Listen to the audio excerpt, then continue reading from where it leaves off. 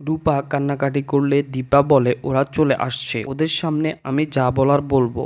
আমার দিব্যি রইল, যদি তুই সত্যি কথা বলিস তবে আমার মরা মুখ দেখবি। দীপা একটুও সময় নষ্ট না করে পুলিশ স্টেশনে ফোন করে জানিয়ে দেয় যে সে নিজের হাতে একটা খুন করেছে। সবকিছুর মধ্যে রূপা অজ্ঞান হয়ে পড়ে যায়। একটু পরে সূর্য এবং বাকিরা সেখানে আসে। সূর্য যখন দেখতে পারে রুডির সেন্স কাজ করছে না, তখন বুঝতে পারে রুডি মারা গেছে। সোনা বলে তোমরা মা মেয়ে মিলে আমাকে বিধবা করে দিলে। তখন দীপা বলে রুডি আমাকে কি শেষ করবে, তার আগেই আমি তাকে শেষ করে দিয়েছি, আমি সোনাকে মুক্ত করে দিয়েছি। সূর্য বলে না দীপা, তুমি সত্যি কথা বলছো না, কিছু একটা হয়েছে এখানে। রূপার এ অবস্থা কি করে হলো? তখন সোনা বলে রুডির নামে বানিয়ে বানিয়ে আরো কত কথা বলবে, ও তো আর বেঁচে নেই যে নিজের নামে সত্যি কথাগুলো বলতে পারবে। দীপা বলে রুডি কুমারের নাতি, সেটা আমি সহ্য করতে পারছিলাম না। রূপা আমাকে আটকানোর চেষ্টা করেছিল, কিন্তু আমি ওকে সরিয়ে দিয়েছি, তার জন্যই তো গালে চোট পেয়েছে আর ব্লাউজ ছিঁড়ে গেছে। সোনা বলে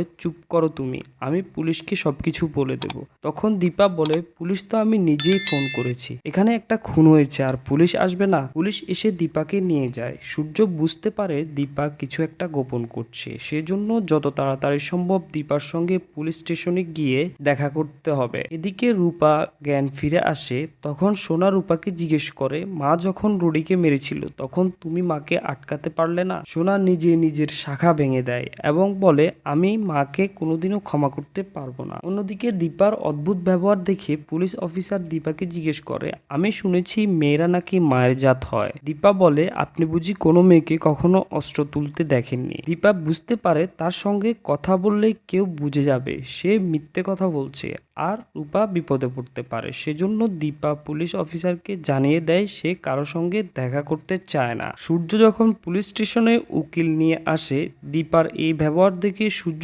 কিছুতেই বুঝতে পারে না। তখন দীপা মনে মনে ভাবে আপনি আমাকে দেখলে সত্যিটা বুঝে যেতে পারতেন, সেজন্য আমি আপনার সামনে আসতে পারবো না। প্রিয় ভিউয়ার্স, আজকের পর্ব তোমাদের কেমন লেগেছে কমেন্ট করে জানাও।